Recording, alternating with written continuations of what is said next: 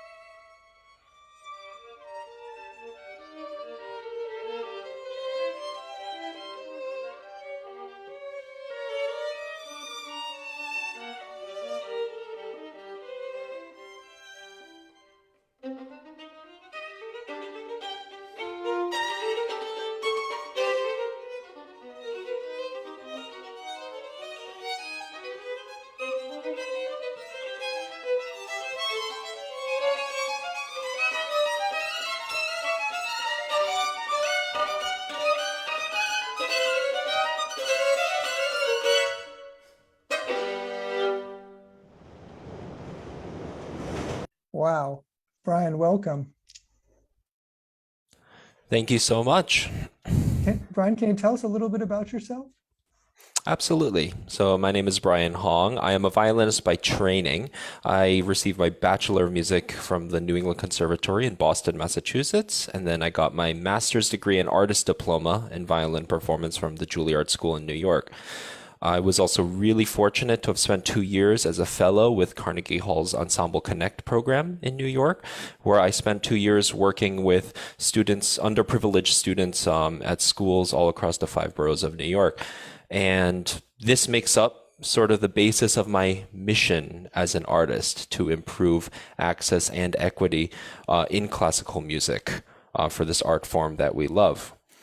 I'm sort of, I guess, an anomaly among musicians of my generation in that I don't have a personal presence on social media or these kinds of online forums that many of us take part in. However, I'm really, really lucky to be a part of several organizations that are doing this kind of amazing work to improve access and equity in classical music, chiefly among them Nexus Chamber Music, which you will hear more about today. Brian, can you tell us what do you mean exactly? What's the definition of access and equity to classical music? Absolutely. So there are many people across the world who don't have access to an arts education of any form. And even here in Chicago, where Alex and I both live, you will see that there are so many school systems that don't have any sort of arts education. They don't have a music program. They don't have things like this. And when I lived in New York, this was also a problem there. And the work that I did with Ensemble Connect in New York was going into schools and working with students who come from underprivileged backgrounds to help them to learn to express themselves through art to gain an appreciation for art. And in doing so, through this kind of work, we all hope to kind of raise a next generation of people who love these kinds of art forms and take inspiration from them so that we can continue to grow and thrive. Brian, and can you tell us about how you were received? Apparently, it's clear to most of us, if not all of us, that you're at the very, very top of the violin world. Performance extraordinary. So then you go and present that to people who've never even heard of violin. How were you received? And are you the right person to do that job? Absolutely. That's a really, really great question. So I think I should preface this by saying, in the great celebrated concert halls of the world, we all show up in our suits and ties, and we are not expected to make a sound when we play music or when we listen to music. And this is the kind of thing that Alex and I, especially with Nexus, are trying to turn around, in that we want to invite everyone to enjoy this art form. We want to bring everybody into the fold. We want to show them that they are accepted. And we want to show them like this is one avenue in which they may be able to express themselves. And we want to show people that, they can take inspiration from this, whether or not this is the field they go into or the thing they decide to do with their lives, that there is this art form through which there can be a wealth of self-expression. Fantastic. Let's take a look at Alexander Hersh.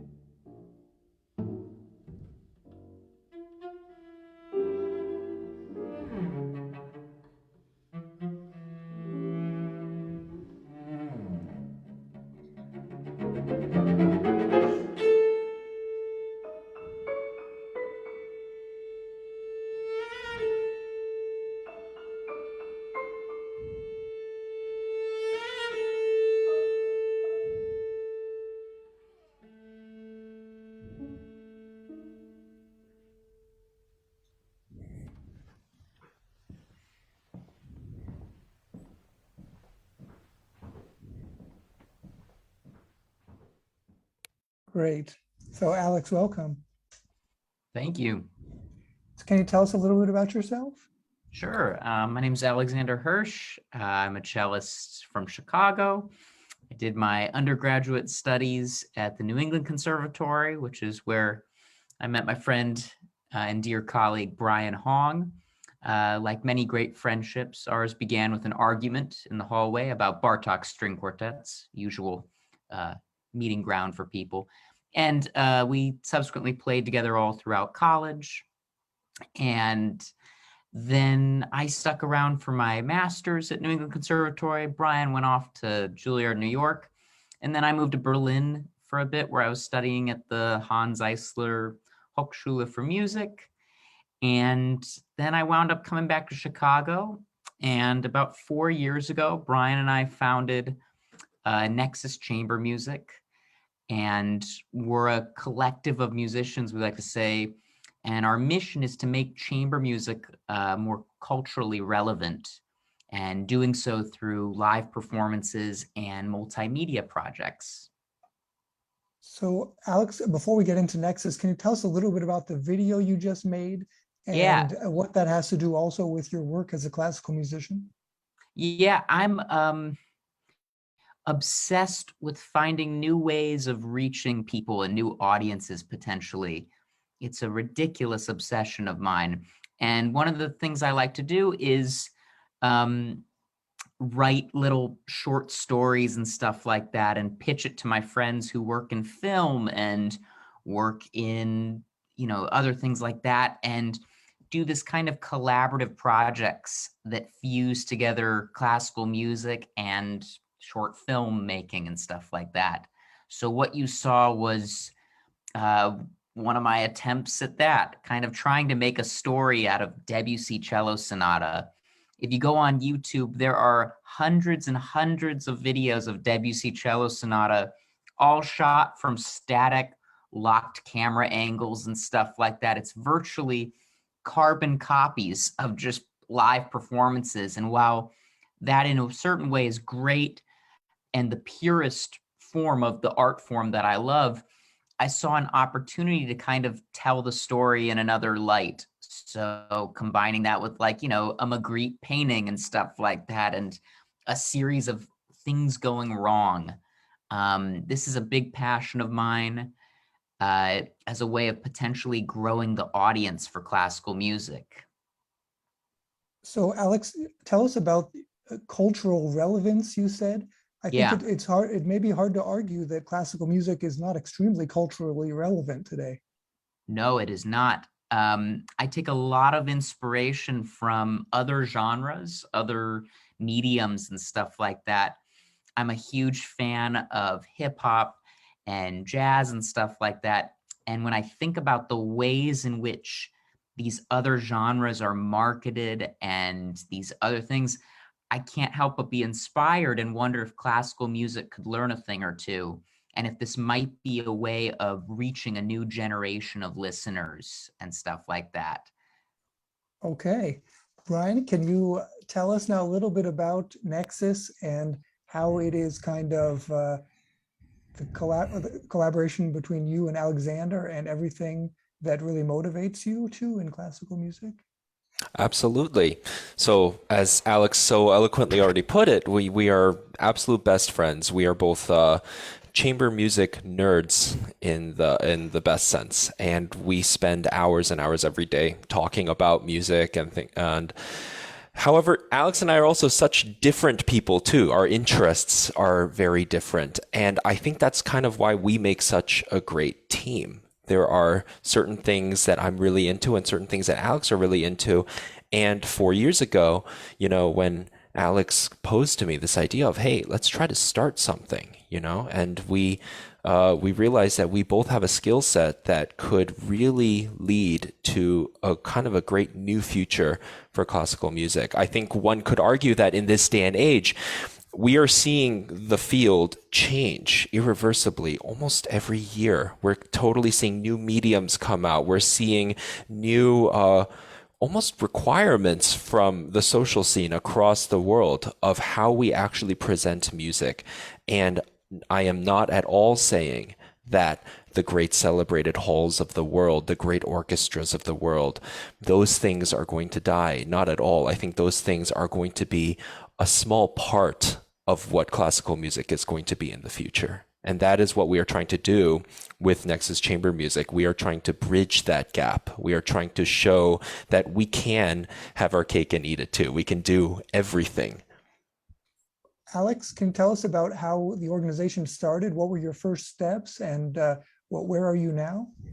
Yeah, I mean, we've kind of evolved a lot. So Brian and I have each gone for years to chamber music festivals every summer. And there's this sort of unspoken hierarchy when you're a young musician in school and stuff like that. You climb chamber music festivals and stuff like that. And it kind of dawned on us that, well, what would happen if we started our own festival too, for when we run out of festivals to go to and stuff like that? Wouldn't it be great to have our own thing that we could control and invite our friends to and provide work for our friends and stuff like that? And so we were crazy. We started our own festival here in Chicago, and it started out as 1 week, or as 6 days, with 5 concerts in 6 days, 3 different programs, events all over the city, some in halls, some in breweries, cafes, and stuff like that. We just were really experimenting. We invited a few friends. And then along the way, when we were planning this, there was a new not-for-profit being formed in Chicago called Guarneri Hall. And they're a fascinating organization that has this beautiful recording studio that doubles as a small hall and is very interested in making high production value media content. So we partnered with them, and we've still been partnered with them. And then over the years, we started expanding to doing some touring dates and stuff like that, some residencies. We just did a residency at Oberlin College where we gave premieres and gave talks on entrepreneurship with the kids. We started commissioning. We just did our debut at the Ravinia Festival this year. So then it turned into a 2-week music festival. And at the core of what we do, it is a 2-week summer music festival. But now we have these projects during the year, and we think collective is a better term. It's this group that gets together for projects and, you know, records, takes things on the road, does live performances, and just wants to grow and see where we can take it. So Brian, is that right? It's really about meeting people, be it online in a virtual space, or at Oberlin College on a college campus, or wherever they may be at a live concert in Chicago, around the city. Is that it? So really making an active effort to bring classical music to people who would normally go, and also people who would not normally have access to it, like you said in the beginning. Exactly. You know, we want to really cover all the bases. I mean, Alex and I love playing in those celebrated venues, and we always will love that. We also equally love joining a wonderful group of people in their living room and presenting a small chamber music concert for them there. And we love playing in other venues too that don't normally host classical music. And I think that embracing this variety is going to be crucial for the survival of the art form. Okay, so I'd like to bring in Professor Lino Rivera of St. Mary's College of California. Hi, Lino. Hello, everybody. Alex and Brian, thank you for joining us here. Now, I have a question. First of all, I have many questions, but first of all, for Brian, you mentioned earlier that the great concert halls, the concerts, that the venues that we usually associate with classical music will be a small part of the concert scene in the future. Okay, I'm just really asking the question. From my experience here in San Francisco area, when the San Francisco Symphony was, it was dark during the pandemic, and then it opened up this season, the concert hall was full. And people were really starving, thirsting for that particular live audience performance. So in the light of that, what made you say that it's going to be a small part of the music scene in the future? Absolutely. That's a great question. And I would like to preface my response by saying that absolutely these concert halls will survive, that these orchestras will survive, that these audiences will be there. In response to your question, Professor Rivera, I would pose another question to you, and I would say, I would ask everybody to look at the demographic of who goes to those concerts, of who can afford to go to those concerts. And I can tell you, as a musician myself, there are many a performance, especially when I lived in New York, that I wanted to go to, but I literally could not afford the ticket. And I think therein lies the problem. It's this question that we always come back to about access to music. And I think that by strengthening the base and meeting the general public where they are at, we will be able to invite an audience to come to these concerts. We will be able to increase education to help people get to a point where that the general audience that comes to these concerts will more closely reflect the incredibly diverse, beautiful diversity of our population. And I think that is our end goal. Yes, thank you so much. Simeon, can I ask more? And this is for both Alex and Brian. I really admire and I agree with your goals and what you are doing. I support that 100%. Now, we all know also that nothing will happen without funding. The money has to be behind it. So my question to you is, where do you get the funding? Economics is an important part of it. Otherwise, nothing's going to happen. We all know that. Absolutely. I think the model is completely flawed. I think in this country, I speak, sorry, specifically in the States, in Europe, where the arts and specifically classical music are funded by the state and the government, there's enormous support for these cultural institutions. In the States, the model does not hold up. We're supported by private foundations and very wealthy individuals. I think that's unsustainable for classical music as a whole. I think the solution is a grassroots movement, what I call the indie artist model, that there are small fan bases that support these things, more community-driven groups and stuff like that, so that it's not all reliant on big institutions eating away all the funding and stuff like that. I look at, I think, ways into this, the whole classical music recording industry, someone's got to crack that code and figure that out. I think streaming has enormous potential for classical music, playlisting and stuff like that. I think merchandise, there's all different avenues for support that need to be tapped into as classical musicians that other genres have tapped into. So it's not just the upper 1% keeping this art form alive, because my fear is what happens when the upper 1% is no longer alive and the next generation doesn't really care anymore to support this thing. So I think the key here is to make products and present events that appeal to a wider demographic of people so that there can be this community-driven support. In answer to your question specifically of how has Nexus survived to this day, like for example, we've gotten pretty lucky from various grant funding from various supporters who believe in our mission and stuff like that, and who agree with us that it takes a village to build something like this. But the models of the days of the San Francisco Symphony, you know, what it costs to run that organization, that's a very dangerous model, if you ask me, moving forward. And I don't think that's the future of classical music. Okay, so let's have a look at another video, a collaboration of Guarneri Hall and the Nexus Chamber Music Festival.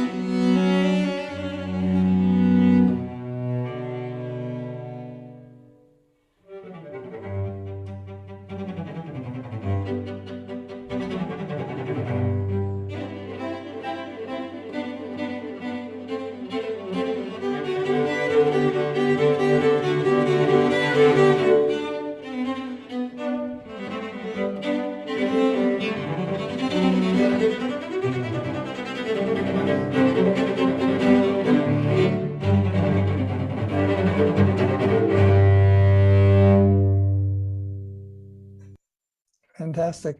So, Brian, maybe you can tell us a little bit about the difference between these art videos as opposed to performance videos on the Gwinnett website, which we'll take a look, Gwinnett Hall website, which we'll take a look at in a sec. They really define two different kinds of videos. Like Alex was talking about, you have the ones that are simply a performance. It would be as if you or I or anyone else was sitting in the concert hall watching it, probably from a better seat. And then you have the art videos of you and Alex performing in different places around Chicago. So tell us a little bit about that, please. Absolutely. So I think the concept of art video as opposed to performance video is defined by that concept of how can we enhance the music. And ways of enhancing the music through a visual medium can be done in many ways. It can be done through color, it can be done through setting, it can be done through story. Right. So I think in the case of Alex's wonderful Debussy video, we saw an amalgam of all those things put together. We saw setting, we saw story. And I think that this video of the Barrier duo, which I absolutely love listening to that, I think that this is an example of how setting can really tell that story. So I would love to, for whoever is watching, maybe you notice that there is one moment in that performance where the music, which is bubbly, it's cheerful, it's like champagne bubbles, this music. And then there's this one moment where everything becomes introspective and dark and a little bit, it's in a minor key and it becomes a little bit sadder. The camera work of transitioning from that bright, open fountain area down through that transition down into the concert hall again. We love to show those kinds of differences in the music through those visuals. And I think here is what we're getting into with the concept of art video as opposed to performance video. It's really kind of telling the story that we hear in the music through the visuals that we capture on camera. Alex, can you add to that? So was it clear what Brian said when the music based on your interpretation becomes introspective, that you wanted to change the camera angle, or how does that all work? So you're also in charge of the video? Yeah, I mean, we have a fantastic production team who we work with for all this stuff. And it's really a collaborative effort to come up with these videos and stories. And but this video, the best distinction I could make is, as you said, a performance video is really a performance, and an art video is something that uses some other component or medium to try and enhance, as Brian said, or tell that story in a different light. I recognize too that these weird videos and stuff like that are not for everyone. Some people would prefer to not be distracted by that, but I think that visual component is interesting to some, and we like to take that chance. So yeah. Fantastic. Well, let's take a look then at the next video, which is considered by the Gwinnett Hall to be a performance video. This is of Brian and Alexander performing Beethoven. Here we are.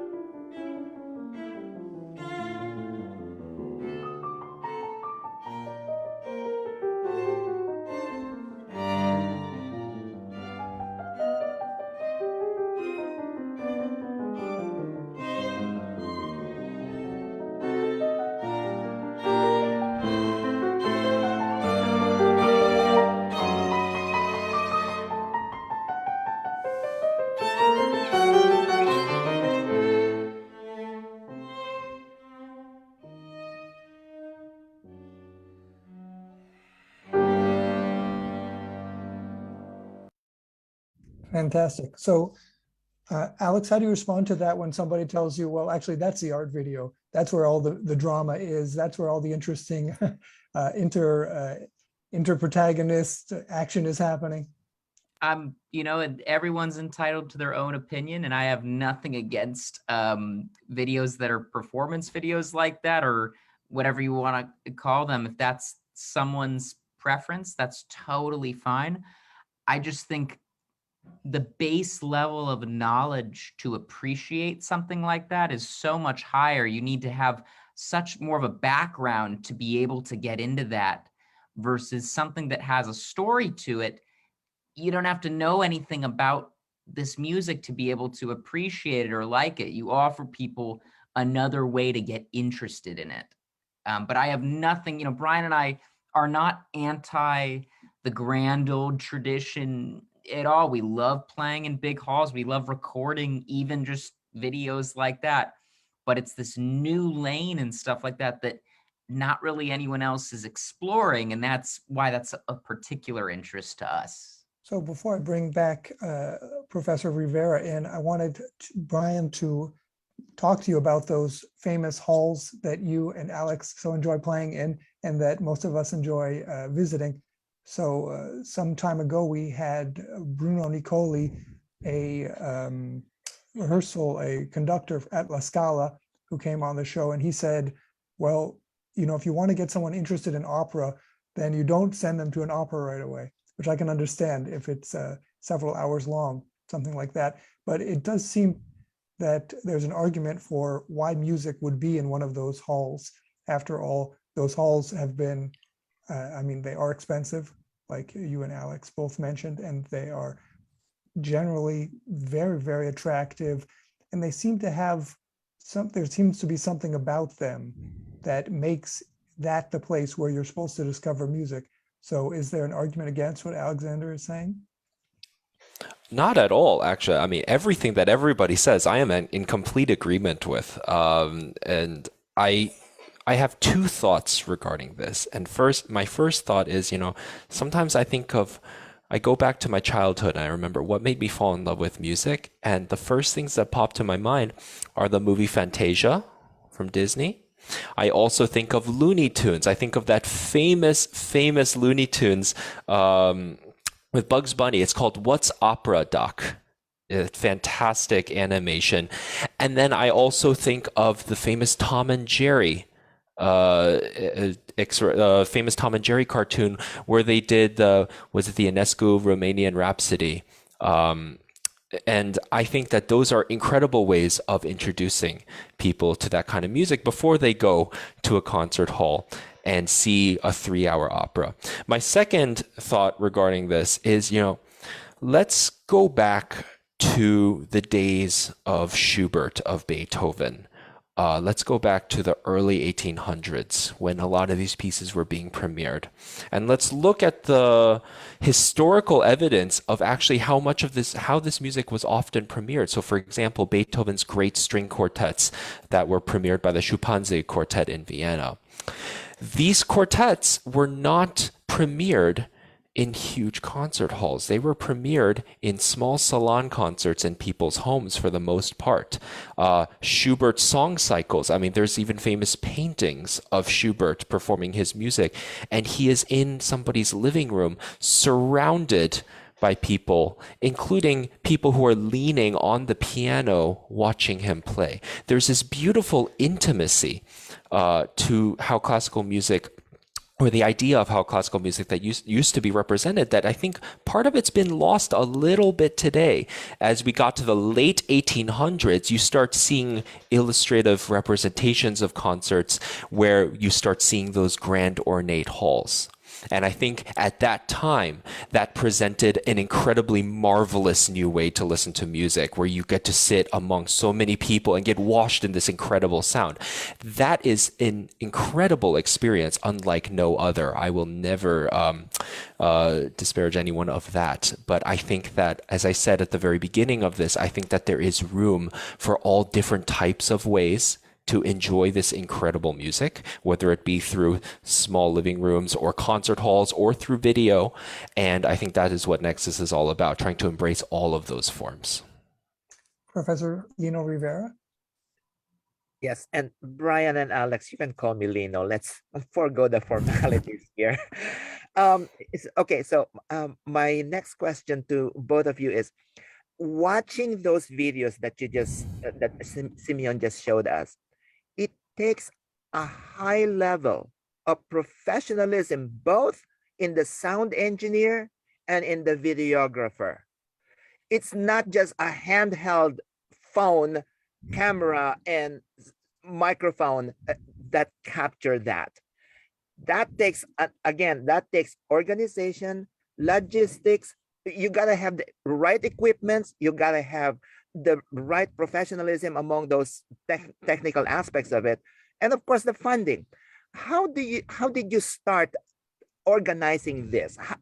Do you have an army of people behind the scenes organizing all of this? And of course, we see the two of you and all the musicians, but behind the scenes, we all know there is so much more complication producing that kind of thing. Yeah, it's a great observation, and you're right on. We don't have an army. I would say we have, it's a very small team. It's very bootstraps team, but everyone's deeply passionate about what they do. Our sound engineer is the head sound engineer for the Chicago Lyric Opera, and he records the Chicago Symphony, and he records our chamber music things and our video things. So we take the sound very seriously, as does he.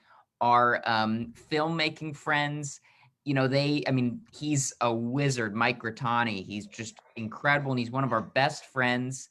It's very expensive to work with these people, but just as we take our music and the craft very seriously, it's great to collaborate with people of other mediums who also take their craft seriously and kind of melt that all together. It's not an army, and we have a great producer too. My dad is a recording producer, so he does all the producing for our live recording sessions and stuff like that. I wouldn't say it takes an army, but it definitely takes a village of supporters and stuff like that, a team of people equally committed and passionate. Oh, okay, so can I follow that, Alex? Yeah. I'm thinking of my students here at the college. You know, they are the upcoming generation, and you know, again, what I'm thinking of is that they need the resources, they need the contacts into this. Otherwise, if it's just low quality, it's not viable, it's not marketable, shall we say. So in that vein, I'm thinking of how I can help my students here who is going to be the future. And it takes a lot of this professionalism, these contacts, to produce something of high quality like you did.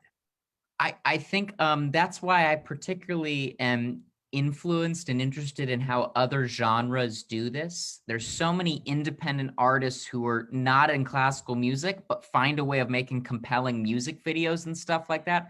So one of the things Brian and I dream of doing is that if there was some kind of school where kids in the film department were working with kids in the performance department or something like that, there was this cross collaborative thing of people in separate disciplines, but working together. I think that peer-to-peer thing is so important.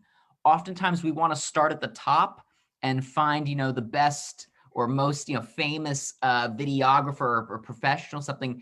And I think there's something so beautiful in growing and coming up with the people around you. So if it's in the context of a school, I would tell your students, go on Instagram and look up every single local person around you making videos or something, or doing things with photography. Because our videographer started out as just a guy taking pictures. He had a camera around his neck at the Aspen Music Festival. Someone said, oh, you should take photos for this event. He started doing that, and we saw his photos and said, you ever think about doing film? And then he did his first film with us. And so that's a beautiful process that I think is possible at any level, whether it's at the college, it's out of school. but I think it needs to be encouraged a lot more to just do creative things. Don't become a carbon copy of everyone else around you. So that's what I would encourage younger people. Use the technology and tools around you to reach out to people and explore outside of just the lane. Is that viable, Lino, for your students? Yes, that is something that I could suggest to them. And if I can ask another question. Please. Okay, so I love going to fine breweries. I love fine beers, together with my friends also who are musicians. Now, how did you convince these breweries to have classical music in their venue? Because they say, oh, people, our customers are not interested in classical music. They want jazz, they want rock, they want pop. How do you convince them that classical music has a place in their I think brewery? two ways. I think it's about, you either invite owners and stuff like that, you look at to your events and get to know them, connect with them as people, or make a pitch that you think serves them well and says, hey, this is an idea for a show that I think would work great for you. And you're going to get a lot of no's and a lot of no responses and stuff like that. But we got lucky and we got a response like that. It was through a coffee shop that we met the people who own the brewery and stuff like that. And it's just that way of putting on events, reaching out to people, being okay with getting 100 no's or no responses, and keep trying until something sticks and your message resonates with someone. Inspiring. Let's take a look at another video. This is Dreaming of Boccherini. My nails. Trying to get like pick sounds, but like. I think it'd be good to have an arsenal of tricks to do with the phrasing to keep the listener intrigued. What do you guys think about yada yada yada? Oh, It's a 3-bar phrase. Or it's like a 4-bar. Yakadum-bai, yakadum-bai, yum-ba-da-gai, yakadum-bai.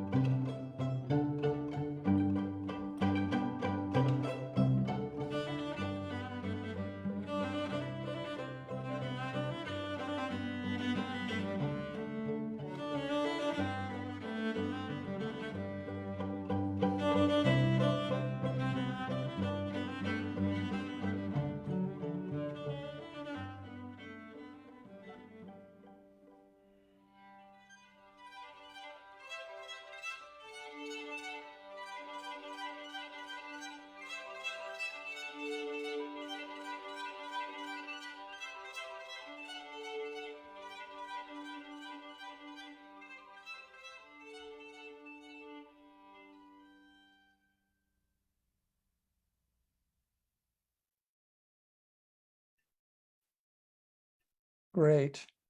So tell us, what is now, Brian, the next step for your music videos?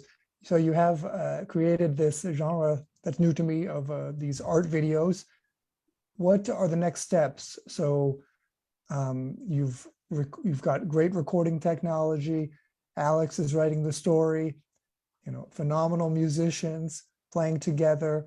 What can we expect from you in the next year? Are you going to continue making more elaborate, more art videos, or what's your plan? Yeah, so I mean, I think these kinds of videos are always going to be in our future. I think this is something that's just super fun to make. There's fun to watch. As a musician myself, I always find it hard to watch or listen to recordings of myself play, but with videos like this, they're always kind of fun to tune in.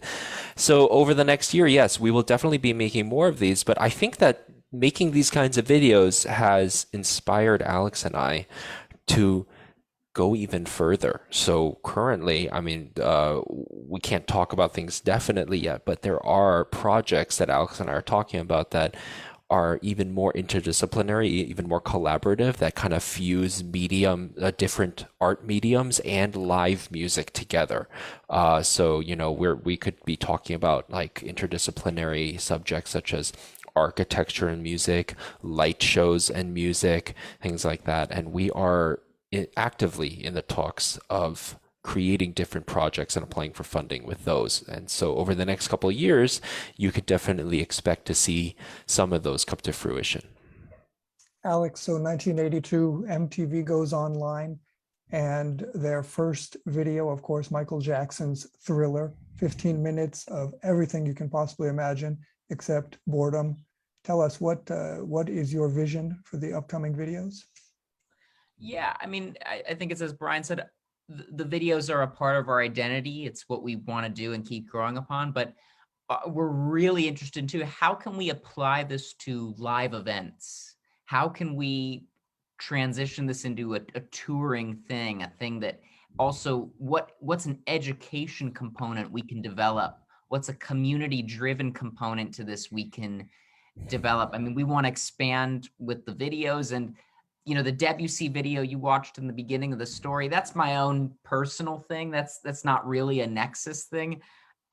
I've got weird ideas there I'm working on and pursuing, but I think with Nexus here, what we really want to do is create many different access points for people. So whether it's through the videos, through live shows, through education or whatever, we're creating access points for people to take an interest in this art form that we love. Okay, Brian, you said at the beginning of the show that your mission was to provide access and equity. So my final question is about the pandemic and how Nexus handled the pandemic. What did you do? And does it actually have a lot more to do with the general access and equity that you were talking about through the entire show? Absolutely. Yes. So I think that, the pandemic gave us all a taste of how fragile this system is that classical music is built upon.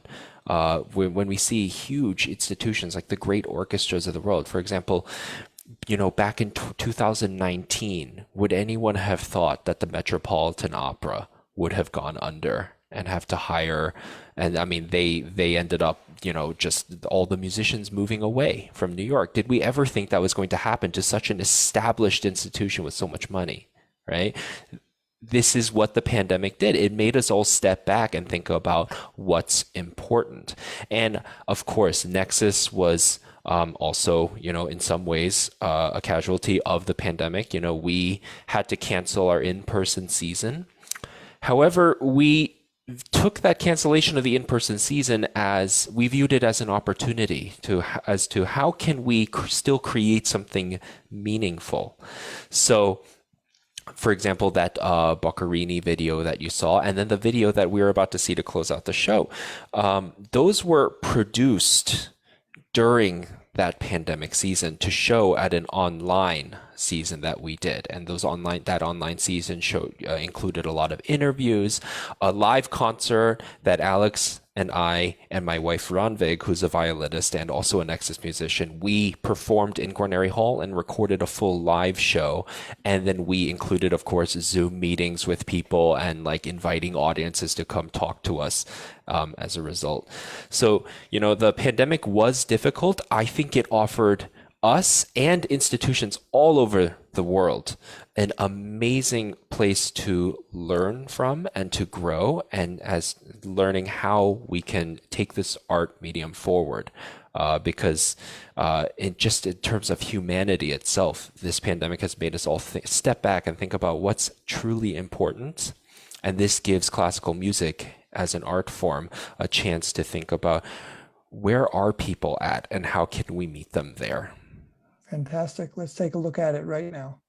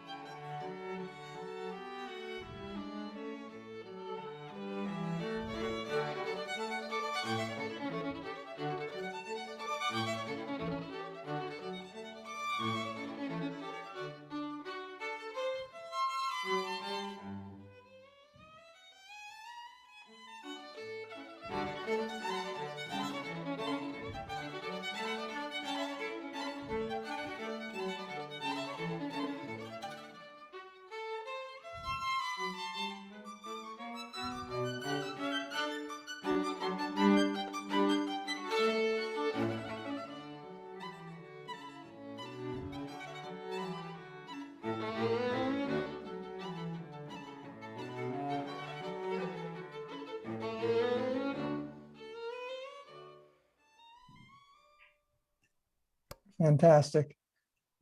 So can you tell us, Alexander, what's the next steps? What are your next weeks and months looking like?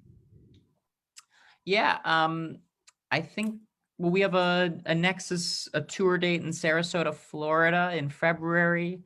And then we're doing a residency at Missouri State University in March. And then mostly our weekly meetings now are devoted to planning our next summer season, which will happen end of August and September, and also working on larger projects that are a few years out and stuff like that. So it's a very exciting, time that just, there's a lot that goes on behind the scenes, as I'm sure you know, that doesn't necessarily show right away, but we're actively planning.